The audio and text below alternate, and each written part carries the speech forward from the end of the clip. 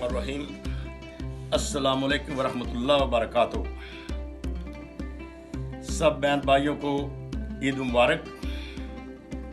अल्लाह ताला इस ईद उल फितर के सदके पाकिस्तान पर अपना ख़ास फजल व करम करे।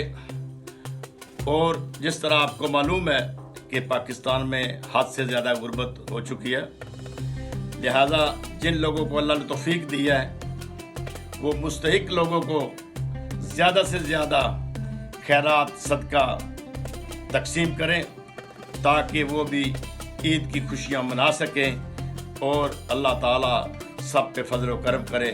अल्लाह। अहम इश्यूज हों या मुल्की और गैर मुल्की शख्सियात की प्रेस कॉन्फ्रेंसेस, हर लम्हा बाखबर रहने के लिए हमारा यूट्यूब चैनल सब्सक्राइब करें।